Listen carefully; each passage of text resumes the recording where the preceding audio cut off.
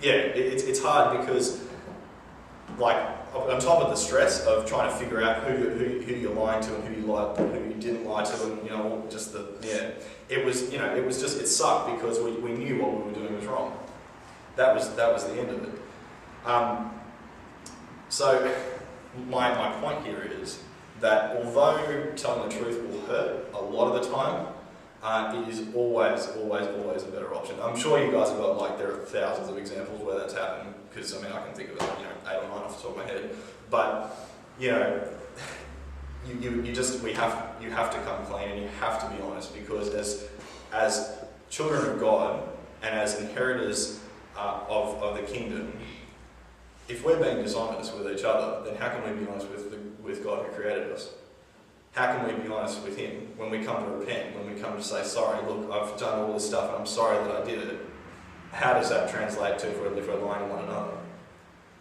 If we're told to love one another, and in love, that means being honest with one another.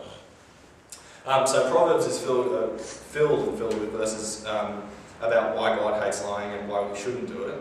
So just a couple. Chapter 10, verse 18 says, "He who conceals his hatred has lying lips." 13 verse 5 says, "The righteous hate what is false, but the wicked bring shame and disgrace." Verse 17:7 says, "Arrogant lips are unsuited to a fool." So how much worse lying lips are to a ruler? So that last one I picked up on the most was, arrogant lips are unsuited to a fool. So you being arrogant and you doing all that sort of thing, that's even unsuited to a foolish person, and we all know what foolish people are after these couple of talks in Proverbs. So how much worse are lying lips to someone who is in a high position as a ruler, and as children of God, we are inheritors of the kingdom. That's effectively what it's going on about. The bottom line, I guess, here is that when you lie, you're not fooling God. He knows. He knows before you even do it. It's just ridiculous. You might as well just pack it in right now. He knows how many hairs are on your head, so of course He knows when you come to Him and say something, half repent, but didn't go the full way because you didn't even want to say what you did. It was just so bad. He knows that, but He will if we ask for it honestly, He will forgive you. That is grace, and that's how awesome it is.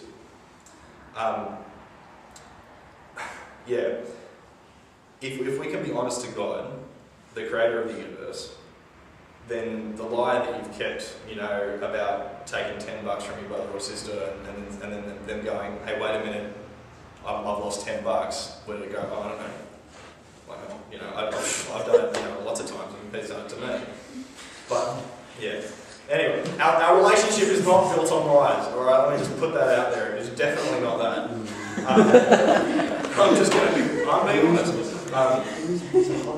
So when you lie, you're not yourself. You're trying to be someone else. That is effectively the point. You're trying to be better or someone else. Like, I've done all this stuff, even though it's not really true. I've done all this stuff, so therefore, look at me. How awesome am I?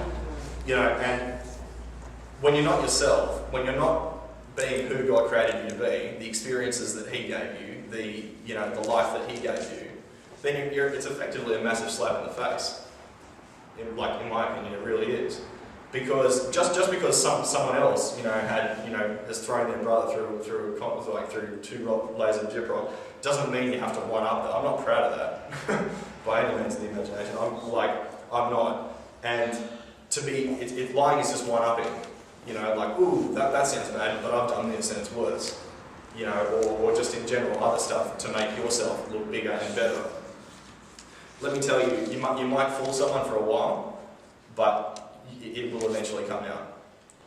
It will eventually come out, and the truth will hurt once again. He hates lying, that's for sure. He definitely does, and the book of Proverbs is evidence of that. There are so many references to it, it's ridiculous. But with that, He loves the sinner. And He doesn't love your sin, but He loves the sinner. And that will be enough for you to ask for forgiveness, and He will give it to you.